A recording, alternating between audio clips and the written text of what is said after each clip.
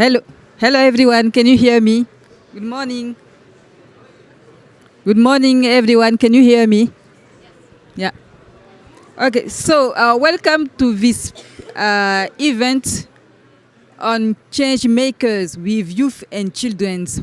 So, recently, the UN Summit of the Future recognized children and youth as agents of change in climate change. The present intergenerational dialogue is organized to provide an opportunity for children and youth to share how they contribute in various innovative ways to the protection of the environment. And today we have two great moderators, a child-led moderations, and one of our colleagues will moderate the panel. And please welcome them, Gomotso and Beatrice. So the floor is yours to lead the session. Thank you so much.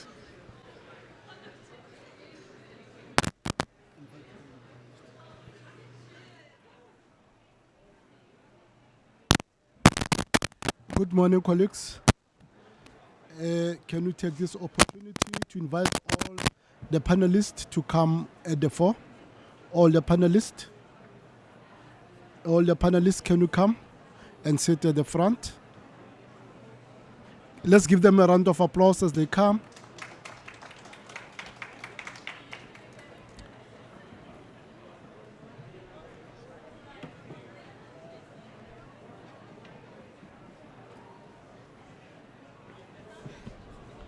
Yes, Brian, we welcome you. Can you come at the front, Brian? Join the panelists. Yes. Thank you very much. We are going to give each panelist 1 minute to briefly introduce themselves. Then my co-moderator will start with the first question. Over to you, colleagues. Kindly briefly introduce yourselves.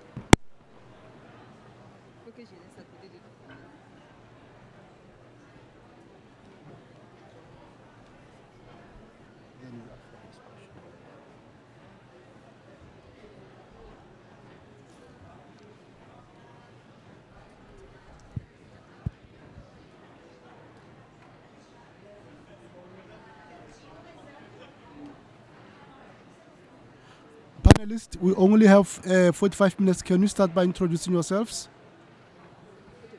Please.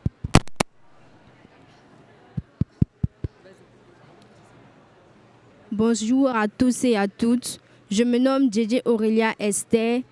J'ai 17 ans, je suis en classe de terminale et je suis présidente d'une fédération des conseils communaux d'enfants de Côte d'Ivoire qui œuvre pour le respect des droits des enfants. Et je suis également jeune championne UNICEF et représentant des enfants au niveau du forum des ONG et également membre d'une plateforme qu'on appelle la plateforme nationale des organisations et associations d'enfants de Côte d'Ivoire. Merci. Hello, good morning, everyone. My name is Esther. I'm a child champion from Côte d'Ivoire. I work with many organizations, including UNICEF, Save the Children, and some local-based organizations championing for climate change in Côte d'Ivoire. Good morning, everyone. My name is Lungu Shadrack from Zambia. I'm a shifter working with Save the Children International Zambia. Hi everyone, my name is Maina Brian. I work as the Regional Director for Africa at Qatar 2030, but I also work as a Senior Advisor to the Special Envoy of Kenya, the Executive Office of the President, advising on innovation, youth engagement, and also climate positive growth. Happy to be here.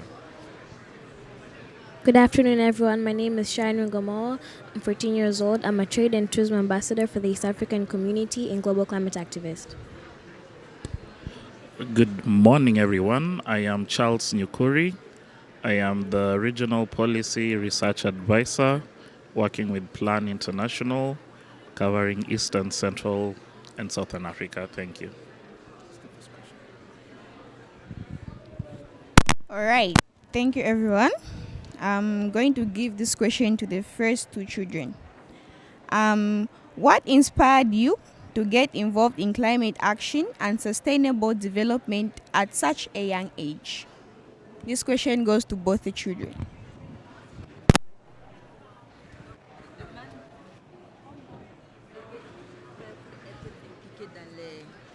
l'action du changement climatique à un âge si jeune?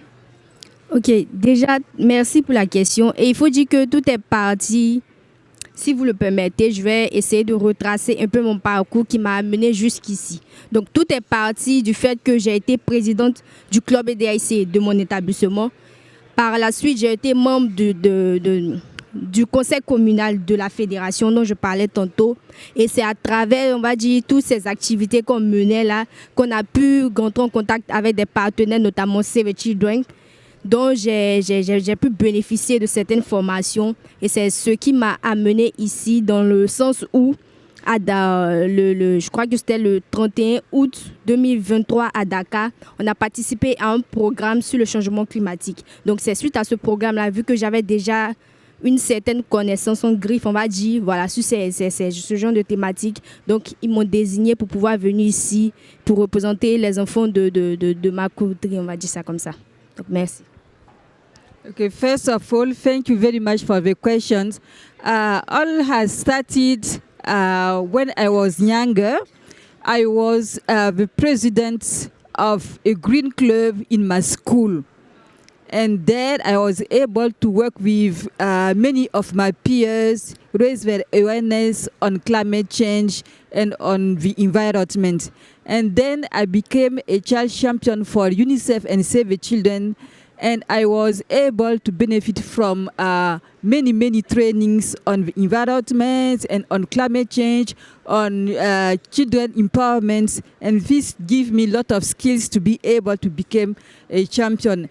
And 6 months ago, I was invited for a training in Senegal. It is in West Africa, where I was really empowered to come to COP and really represent all my peers during in these discussions. That's the way I became a climate champion. Thank you, Esther, for your contribution. Can you kindly pass the mic to Sharon? Thank you, moderator. So back in my country in Tanzania, I live in a very big city called Dar es Salaam, where where there's a beach, and every time I go there, I usually see waste management, meaning there's so many littering over there, and people don't they won't even pick up their litter, or they won't use renewable energy or recycle it, and also there is so much heat. Like, it's really hot if you go outside. Like, if you want to go on a walk, it's like you can't survive there. Well, you can, but it's still really hot. So I decided to start my foundation, Shiningo Foundation, which plants trees globally. And you all know that trees absorb the carbon dioxide and gives out oxygen, and it also brings that, and it also gives us cool air and shade. So yeah. Thank you, Sharon. I'm now handing over to the other moderator. Thank you very much for very informative responses. Going back to the youth, as a young person, what are some of the biggest challenges you are facing in implementing your sustainable project, and how are you overcoming those challenges? Over to you, sir. Thank you for the question. The biggest problem we are facing as young people to implement the sustainable project. First problem or first challenge we are facing is lack of skill and trainings. As young people, we are lacking skills and trainings on implementing a sustainable project. We don't have skill. We are lacking trainings. We don't have that much skills. Apart from that, we are also lacking funds. We are lacking funds to implement the activities, especially in rural areas, like in Zambia. They are lacking money to implement activities. Apart from that, few people are participating in tree planting in Zambia. They think that trees, it's a creation of God. It was there and will be there. So few people are participating. Those are the challenges. Then how we overcome these challenges? First, we do shift campaign to raise awareness on climate change so that people can be aware of climate change, so that they can take part on tree planting, so that men people, men adult, men children, men young people, they can take part on tree planting. Apart from that, another solution we are doing a community engagement meeting to make sure everyone is engaged so that they can understand the impact of climate change. In terms of a lack of fund, we are advocating for government to put more fund to the Ministry of Green Economy so that they can empower, so that they can give that money to young people, especially in rural areas, to implement the activities. Thank you. Thank you very much. I'll hand over to my co-moderator.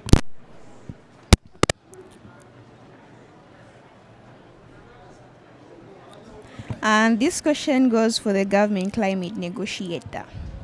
What role do you see for children and youth in shaping national and international climate policies, and how can governments better support their innovations? Yes. Thank you so much for that question. I truly believe that we need to have more spaces where we have intergenerational dialogues. And I love the fact that I was fortunate enough to sit down with some of these young children just the other day. And I could realize that we are all living in a different world, because some of the challenges they face are not the same challenges other children face. And so as we address climate issues, there's a need for us to also look at it from a different perspective and to understand that it's not a one-size-fits-all. And so I believe that from where I sit, young people have a huge role to play. One, because as we have heard from the other speakers, there's a need for us to upskill you to be able to understand what are the different things that we're negotiating on. And so one of the key areas we're looking at as government is to find a way to break down the language, to make it more palatable to even children, to make sure that we have climate education in every school, so that we can have as many more young people engaged. True, you've heard of people speaking about tree planting. And so there's an ideal situation where you start thinking of how do we bring these young people to start participating in government projects. One key goal would be for us to find an avenue. I come from Kenya, where young people believe that you just have to plant indigenous trees. But then we need to also find a way to also think of what about the other fruit trees that can add value to and nutrition to our children. So trying to find a way to educate them on all these different aspects would be really good. Two, in terms of innovation, I have sat down with so many young people who come up with crazy, innovative ideas. And I always say that if there's one person with an idea of ideas, it's a young person. And so we are happy to sit down with you. We are happy to support your initiatives. We're happy to find avenues to connect you to different partners and funders so that we can have as many young people coming up with innovative ideas. And I would want to encourage you, as you go back home, you've seen a lot happen in Azerbaijan. I want you to have a focus on demography, which focuses on people and why we exist in this space. Have an intersection with climate issues to understand what's going on in the climate space, and also use a bit of technology. We are now hooked to our phones, and your phone can give you so much information that we couldn't have 10 years ago. So if you connect the three, demography, climate, and technology, you will be able to come up with solutions that are going to solve some of the challenges we face today. And as a government person, I like to call myself a private sector person. I'm just an advisor to government. But I'm happy because I also lead the innovation space. I'm happy to co-create and work with you from all different avenues to make sure that we are all able to catalyze the achievement of SDGs and to make sure that we work together to achieve a safe environment for the future generations to come. Thank you. Thank you for your encouragement, sir. Now I'm handing over. Thank you very much, Brian, and for taking a lead. We really appreciate that. Charles, as one of the child focus agencies, how do you support and empower children to become leaders in sustainable development and climate action? Thank you for the question. And just first of all, I would really like to appreciate the stories we've heard from the child panelists here. And you can hear the different initiatives that they're taking at a very early age.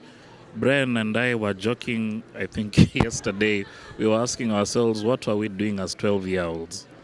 And it's really encouraging to hear what they are doing at their age. And you can imagine what will be happening in the next 10 years with Sharon and cleaning the beach, Brian planting trees, and what we heard from the girl there around what she's doing in the different trainings in Senegal. So as civil society organizations, our mission is to ensure that we create a platform where children can meaningfully engage.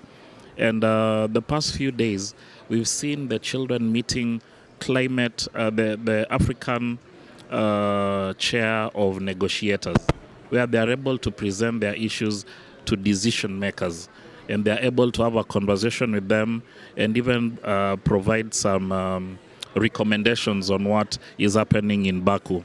And also we've seen the children meeting the chair of the least developing countries, and they're also able to engage at that level. So it's coming up with initiatives where children are not spectators in climate conversations, but they're actually taking the lead.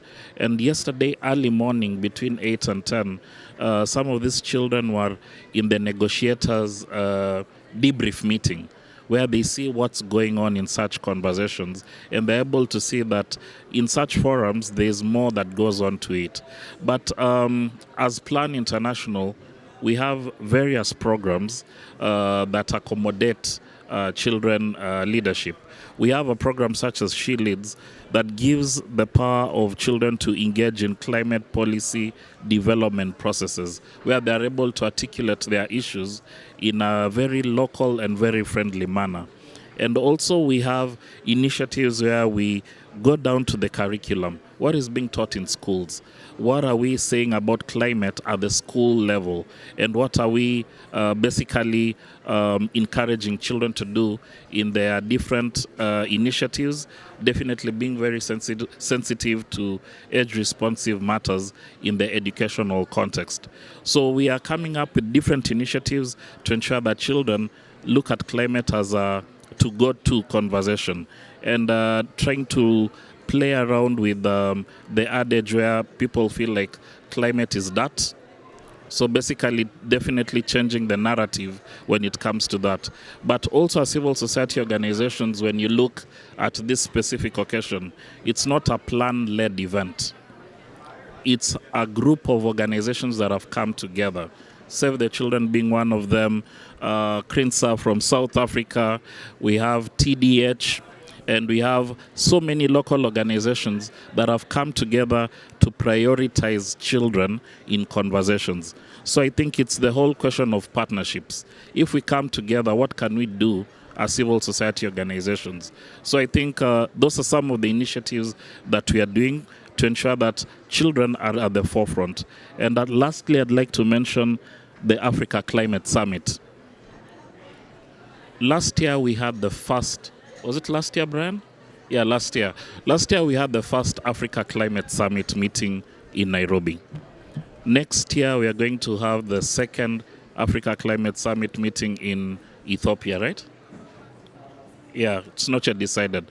But in the first Climate Summit meeting, we said, can we have a pre-meeting where children meet early, put their issues together, and put them in the form of a memorandum and submit to the presidency. And actually that happened. And also young people met on the side.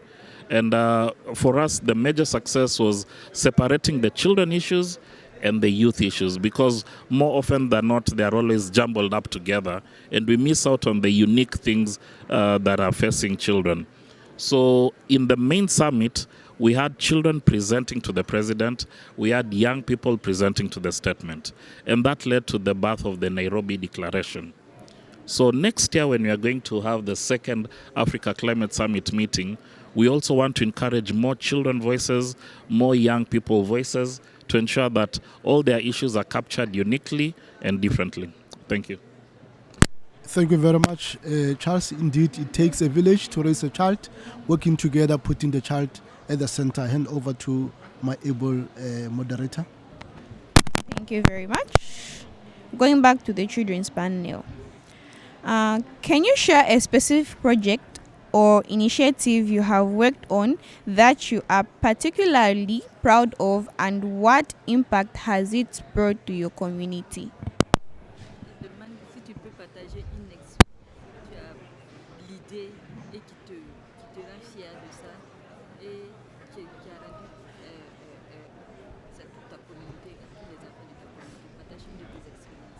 Ok, donc très belle question et merci pour la question. Il faut dire que l'expérience que je pourrais partager avec vous par rapport au changement climatique, notamment par rapport à ce que j'ai eu à faire dans mon organisation avec mes amis, c'est qu'on a un quartier chez nous à Yopougon. Pour ceux qui feraient un tour un jour, c'est à Yopougon, plus précisément à Jesco. Donc il y a une école là-bas dans le cadre de l'assainissement du territoire ivoirien. Donc c'est l'État qui se charge d'assainir le territoire ivoirien. Donc pour cela, il faut casser des maisons, il faut réaménager plein de trucs. Donc on a une école malheureusement qui a été détruite par rapport à ce programme-là de l'État. Donc ce qu'on a fait, c'était quoi? Vu qu'on a vu que les enfants ne partaient pas à l'école, ce qui n'est pas normal, on a décidé de lancer un appel à l'État. Chez nous, on appelle ça... on griffe, fait pression sur l'État. Mais ce n'est pas vraiment ça. C'est juste comme un plaidoyer, mais de manière, on va dire, plus piquante. On va dire ça comme ça. Donc, on a fait une vidéo. Donc, on a mis ça sur les réseaux sociaux. C'est rentré dans les oreilles de qui voulait l'entendre. Et heureusement, l'État a pu répondre à notre appel. Et il a mis en stand-by le fait de casser les écoles, les établissements, ce qui a permis aux élèves de pouvoir se reloger, non seulement se reloger, mais également de pouvoir aller à l'école de manière convenable. Donc, mis à part ce fait-là, il y a aussi des organisations, parce que moi, je le dis toujours, il faut prendre des initiatives. C'est-à-dire qu'il ne faut pas toujours attendre de l'État. Si nous sommes ici, je ne pense pas que nous sommes tous, je veux dire, des autorités, nous sommes des organisations, pour certains des enfants, d'organisations, d'autres des structures. Mais si nous sommes tous ici, c'est parce que nous avons tous une part de responsabilité. Donc, il faut prendre des initiatives.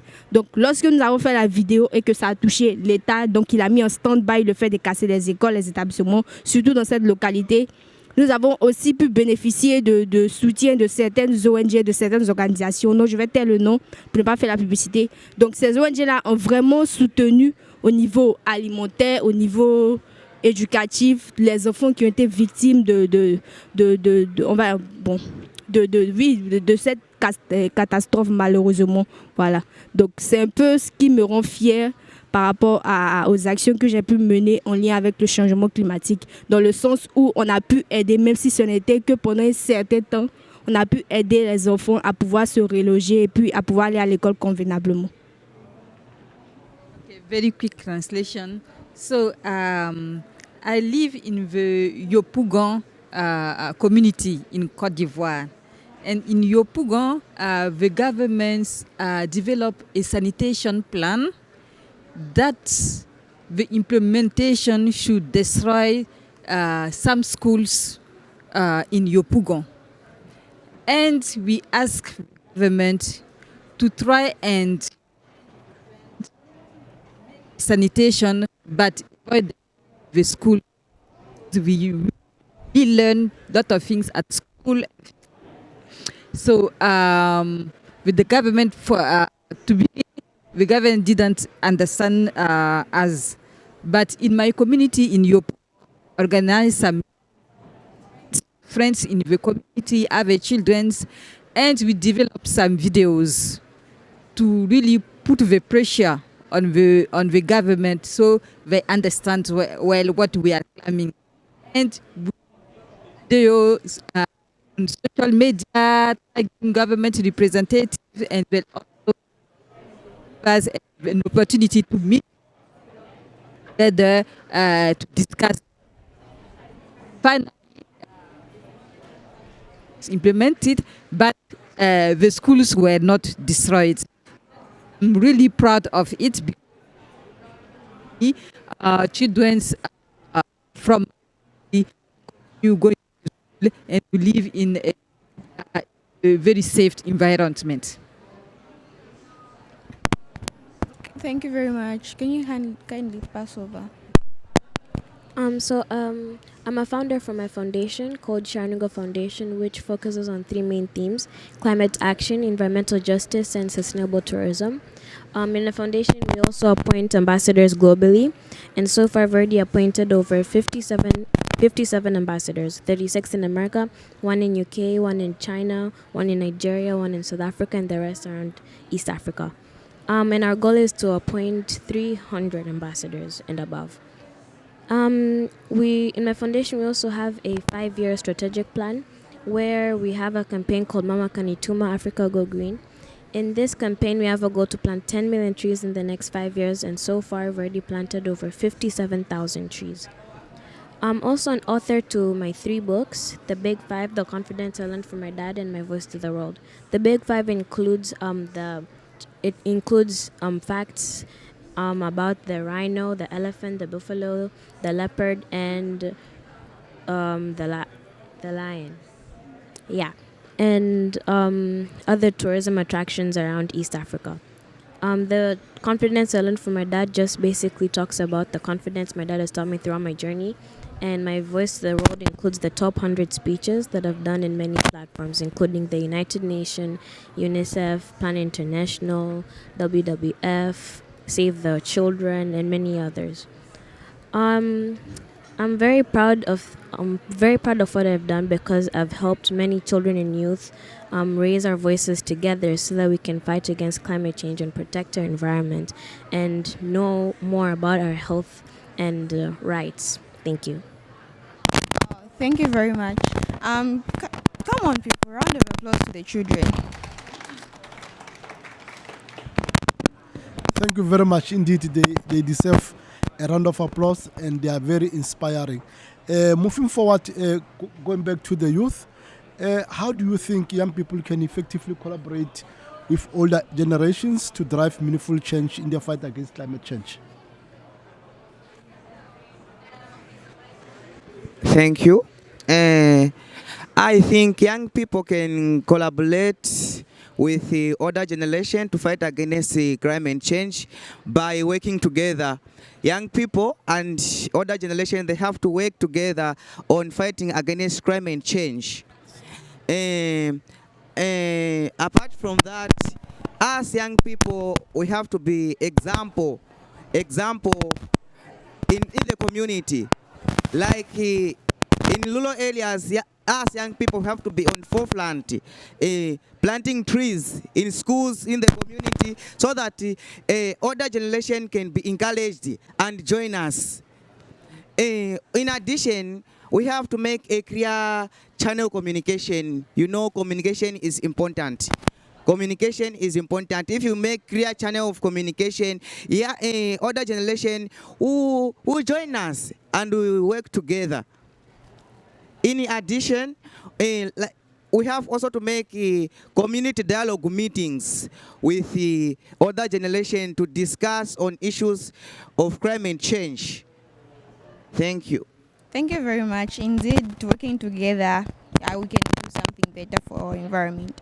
And the following question goes to the government climate negotiator. Can you provide examples of successful policies or initiatives that have been influenced by youth and advocacy and participation? Wow, that's a good question. I'd like to refer you back to the GST text that just came out this morning, because the global stocktake, as you all know, also takes note of children and youth.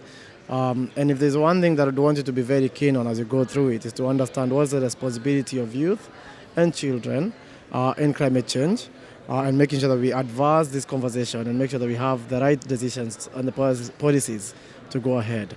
I'd also want to push you to also go and read about what we call the NDC Youth Clause that is being pushed on right now to also end up in the final text of the COP29 presidency. Because this also highlights the work that young people can play and the role that they can play, and children, to make sure that we have meaningful engagement across board. What I like about this kind of conversations is the fact that the previous speaker has spoken about intergenerational dialogue. We need to have as many young people and as many children on board, because again, your challenges are not the same challenges we face now. They're not going to be the challenges we're going to face in 10 years, but you do have the ability to come and advise from a level of understanding and a level of experience, whereby we can start thinking of how do we best create solutions that best fit for you in 10 years to come. Look at the NDC Youth Clause, because it highly speaks on children. It's a clause that's been introduced to the COP29 presidency. We are not so sure whether it's going to end up in the final text, But if there's one role that children have played, and I would also want to send you back to our constituency, the only constituency that speaks about children and youth, which we call Youth NGO, Yango. You know, I don't know whether many of you are engaged in Yango, but I would want you to get us engaged in Yango. I would want you to learn about the different works that children across the world. Yango is made up of more than 10,000 organizations from the globe, you know, and we do have the elections of the new focal points going on. So it would be nice for you, even as children, to engage in those matters, to understand these different policies that are being pushed out there, to look at the statement that young people have come up with, and also every year before we get to COP20, before we get to COP, which is Conference of Parties, we always have regional consultations that happen and national consultations. So I would also want you to start looking at your own countries and ask yourself, right before, I believe, June, in June we have what we call the subsidiary body meetings, which happen in Bonn, where we discuss all these different thematics before we come to COP. And then also we now have what we call the Regional Conference of Youth. The Regional Conference of Youth is what we call the ARCOIs. They happen regionally. So we have Africa region, we have Latam region, we have the Americas, we have the Oceania region. I also want you to engage in that as well. And as you engage in the Regional Conference of Youth, I also want you to engage in what we call the Local Conference of Youth. The Local Conference of Youth is where now we go to the national level, where we say Kenya is pushing for this, South Sudan is pushing for this, you know? And that's why we now come up with what we call the Global Youth Statement. The Global Youth Statement is a combination of all these different regional statements that have all come together from young children and youth that is now brought to the presidency. And at that point, it's easier for us to adopt it when we know that it's one voice speaking for all children and all youth. So as we continue to look at the different policies that have worked, it would be nice for you to also engage in those matters, understand what has been happening, lead as much as you can, and then also find a way to engage yourself in those conversations. Why am I saying this is important? Is because we cannot do without you. And at the end of the day, we need you to also be very coherent with what's going on, what's been discussed. When we speak about adaptation, we need to know that children understand that we are adapting to challenges that have been there and challenges that are going to come, you know. When we speak about mitigation, we need you to break down that language. There's something called the Climate Dictionary. I don't know whether you have access to it, but it's accessible online. I want to ask children, go and Google Climate Dictionary by the UNFCCC. It's a dictionary has been drafted by the UNDP. Read as much. It's going to break down all the terminology. So when we say NDCs, what are NDCs? You know, when we say, because NDCs is nationally determined contributions, you know, also understand your government standpoint, so that even as we engage you on local, regional, and global level, because at the end of it all, once we have the local conference of youth, then we have the regional conference of youth, then we end up having what we call the conference of youth, which is a precursor to the main conference of parties, right? And that happens just a day or two before COP starts. So it's good for you to start engaging in that on national and regional level. So as you prepare to come to COP, then you understand all the different thematics that have been discussed. You have a better buy-in into the conversation, and you know how best to negotiate, and also how to push for your narrative. I see so many of you wearing party badges. When I was your age, we didn't even have party badges for our people. The first time I came to COP, this is my 6th COP. The first time I came to COP, I had a press badge that was given to me by Yango. And I tried as much as possible to move and meddle into every room to understand what was going on, you know? And then I sat down with one of my ministers and they said, you young people, I give you badges, you come here and, you know, you do a lot of politicking, you end up saying the wrong things and our government is accountable. And then I went back home and I said, oh, so is that the case? And I came back and I started going into the negotiation spaces, trying to understand what are these people saying. And now I'm coming back, not just as a negotiator, but as a senior advisor to the president, you know? And that shows that if you put in the work, if you understand that we cannot do it without you, government needs you because, again, a good context of Africa, Africa is made up of 80% youth, people below the ages of 25, 60% people below the ages of 14. And if you look at the statistics again, the world needs Africa. Why? We have more than 60% of the arable land. We have the future workforce. So when we speak about green jobs, the task force that's going to build those green jobs is in Africa.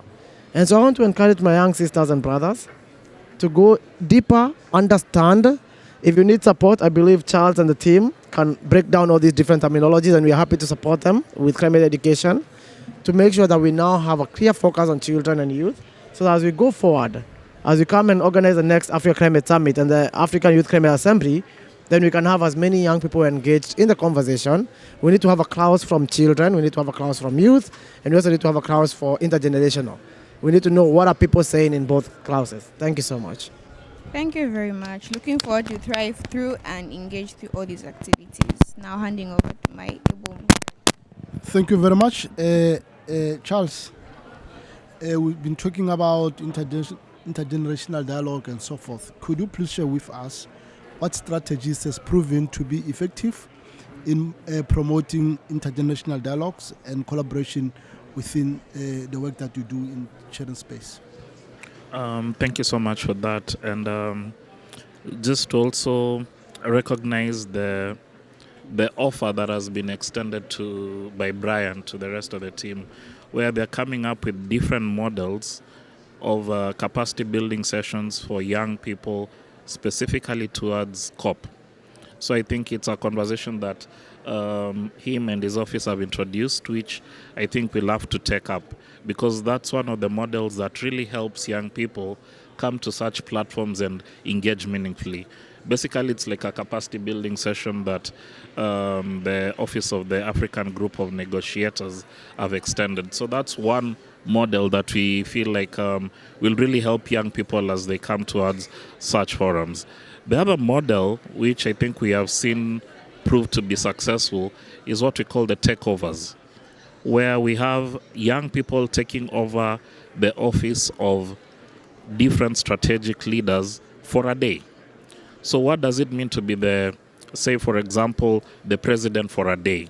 So I think in last year, we had a young girl taking over the president's office in Zambia. Is it Zambia? Yeah, Zambia. Malawi. So basically, the girl becomes the president for the day. She goes to the office, the president receives her, and conducts all the day-to-day business of the president. And in another country, a girl took over the office of the Chief Justice. So it's a conversation that we've had within different countries, within Eastern and Southern Africa, where we make young girls feel like, what does it really mean to be in this position of leadership? But also it acts as a reflection moment for the leaders, where they're like, what does it really mean for me to give my power for the day? So these girl takeovers are things that you may maybe Google and read up on, which are one of the signature activities that we do as an organization for our whole year.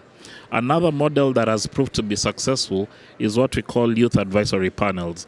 And in the youth advisory panels, we bring a group of young people to be leaders, and they participate in all the decision-making processes of the organization, starting from designing programs, implementing programs, and also representing the organization in different forums.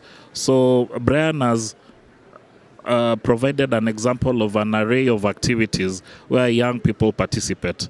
So through the youth advisory panels, they're able to get representatives to participate in each and every kind of these functions and report back to their constituency. Now, this model has proved effective to an extent where bodies such as the FCDO, the European Union in countries such as Mozambique, have come and said, we want to borrow this model. We want to engage people, to engage young people meaningfully in such kind of processes. So I think that's another model that we find that is very approachable and adaptable. Finally, there's a model called Champions of Change, which is basically educating young people on how to tap into community-based interventions. How are they working with their parents? How are they working with their local leaders to ensure that their issues are really articulated, so that when we come to conversations such as climate, when Brian is speaking about the climate dictionary, they're able to also have such conversations with their parents. So you're not having a child speaking about NDCs and NDS and all that, and their parents do not really understand. So it's like a model that is bridging the gap, whereby if we are calling things NDCs at this forum, what are they called at the community level? because we are not living in a vacuum or in isolation. Our parents have different ways of interpreting the different climate aspects in the community. I think when you heard from Sharon, she mentioned that her dad has come up with different initiatives and is a confidence builder or booster in Sharon's life. So what is Sharon tapping into her dad, and what is Sharon's dad tapping into Sharon? So that we have a kind of like a cross-learning model. And that's what the Champions of Change model is basically about. So those are just a few of some of the examples that we have proved effective, we've documented, and they are adaptable and they're actually scalable in different contexts. Thank you very much, Charles, and thanks for agreeing to share with everyone. Charles will share, he just agreed. Thank you very much. Let's give our panelists a round of applause. Let me hand over to my capable moderator as you are nearing we have just last few minutes. She's going to give the opportunity to the audience to ask 2 questions, and then we are going to then go back to the panelists to give one high-level recommendation. Thank you very much. From the audience, anyone with a question, the floor is yours. Yes, sir.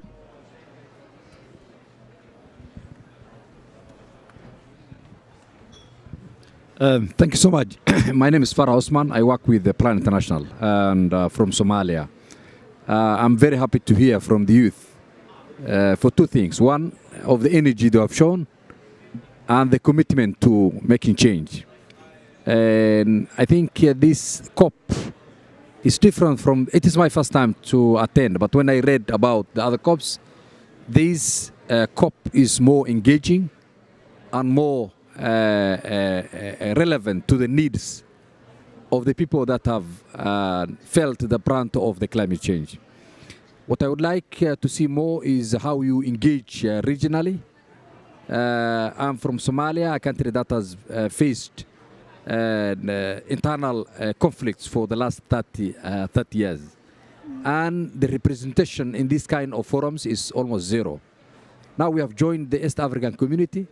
So I would request Brian and the rest of the team, let's discuss this further, and then we'll be able to take it up.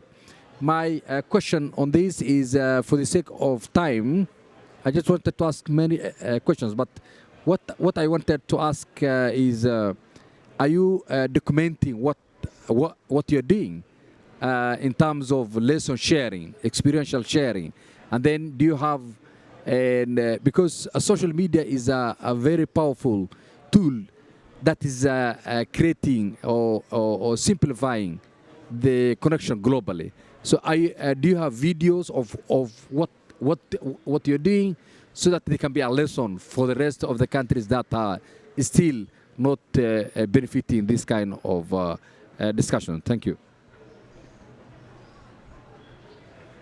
Thank you very much. Let me also start by thanking you, the adults on the panel who are supporting the children, because without you, I think the children wouldn't have all these opportunities. And my question will go to Brian, also being a negotiator and being in that platform.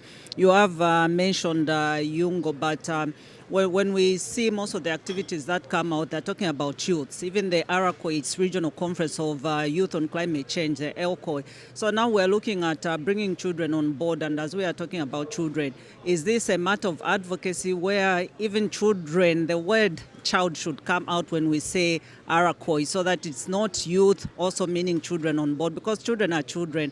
And if you see the legal and policy frameworks, the children have got their own. But we feel like they're still being left behind, because you talk about ARACOI, and in that ARACOI, the children will fall in. So I just wanted to see, even with Yungo, I know it's the official platform and it also includes children, but how do we ensure that even the word child comes out so that it's inclusive? Thank you.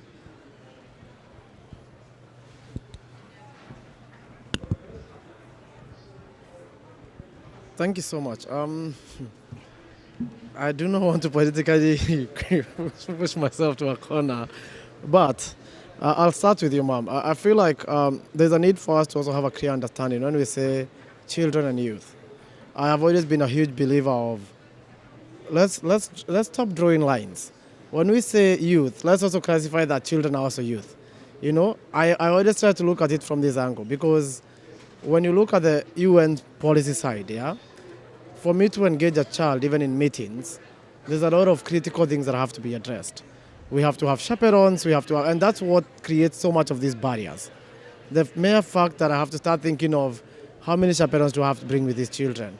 How safe is the space? You know, there's a lot of things we have to consider, and that's why you see, for the first time ever, no, this is the second time, we have had what we call the Children and Youth Pavilion. Why? It's something that we've lobbied for so many years. I am no longer even part of Yango because I'm always out of the youth space, but I still fight for children in a way that I believe that we have the right spaces to make sure that these children are engaged in meaningful ways, and whatever they believe in and whatever they bring to the table is adopted. I do not want to politically position myself in a way that I can fight things that are already drafted, but I can tell you this. In our office, we have a huge belief in that children and youth ought to be engaged at all levels. And we did this last year when we did the Africa Climate Summit. We had the children engaged on the First Lady's level, because again, it was a huge challenge to bring children and youth at the same space. And we made sure that the First Lady of the country was able to create an entire event for children so that we can engage and understand what was going on at that moment in time. Then we had the youth engagement, and all those statements were curated to one statement that was given to the president. I would say, in reference to your question, when it comes to how we can engage even with Somalia, there's so many avenues. I work very closely with your minister, Minister Khadija, the Minister of Environment. And also we do have some of the negotiators, the lead negotiators for the Africa Group of Negotiators are from Somali. One thing that I'm really proud of, even with the Africa Group of Negotiators, is that majority of the people who negotiate on behalf of Africa, and again now this is where gender comes in, are women. You know, people thought that when we come here as Africa, we speak as men. No, 98% of our negotiators are women. The number of men in our negotiator group is, I think, 3 or 4 people. And so at times we also ought to give these spaces to as many people as we can. But what I would say in terms of going back to the question that was asked is that, again, I encourage the children to learn as much as they can. As parents, let's find a way to break down this language, because when we say we want to achieve the SDGs, I was reading a report that said that we can only achieve the SDGs in 2092, and we have to put $1 trillion and something every year. What does that mean? It means that the language is not palatable enough. It needs to be in a way that my grandmother understands the effects of climate change, that she can speak to her grandchildren, and her grandchildren can pass the message to other people, right? And so we have to also break down this language so our children will also understand. And I fully support to have a conference on children in climate issues. And in fact, for that reason, since Charles is working very closely with us in Kenya, I will make sure that when we are having our conference of youth next year, we are going to also have an element of children. We will also make sure that we have children engaged at the Africa Climate Summit, just to make sure that we have the right mechanisms and the right policies for children. But also, as you hear where I'm coming from, I really wouldn't want to get into those political policy angles whereby I have to ask myself 1,000 questions before I engage children. I really want to make sure that we have the right mechanisms, we have the right people on board, and that the space that we're going to engage these children in is as safe and a space that we don't want to have challenges going forward. And so let's work together, Charles, on this. Let's find avenues with the chaperones and the parents. Let's find a way to guide the conversation with a clear interest, knowing that we want the children in front and not us. And we want them to guide us in how best they see the challenges that we face and how best we can bring solutions to them. Thank you. Thank you very much for that, and we will really come back to you and make a follow-up to ensure that as part of the AU Climate Summit there is space for children. We are running out of time. I'm not sure if there's any other session. If not, I can ask you just for 1 minute, no, half a minute, just what a key thing that you'd like to see coming out of this COP in the best interest of children and youth from Africa. One thing. What's one thing quickly? You can start from that side and then we conclude. And then from there, can I ask all the panelists to stand up so that we have a group photo? Just one big thing.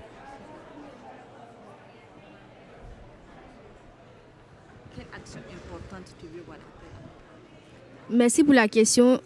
Je crois que c'est évident. On est tous ici pour un changement. Donc, ce que j'attends après cette COP, c'est un changement. Il ne faudrait pas juste venir spéculer, juste venir dire « Ah, on va faire tant, c'est tant qui va se faire, c'est telle chose qui va se faire. » Et puis, ça ne va pas réellement se faire, pardon. Donc, ce que j'attends, c'est des actions. Voilà, que l'État pose des actions, que nous aussi, en tant qu'organisation, on pose des actions pour pouvoir vraiment essayer de changer voilà, ce phénomène-là qui nous heurte tous. Donc, ce que j'attends, en gros, c'est juste un changement par rapport au changement climatique. C'est tout. So what I expect as immediate outcome from the COP is concrete action. We need action now. We have to go beyond talking, making plans, and gathering all together on some summits. We need action now to really solve this issue of climate change.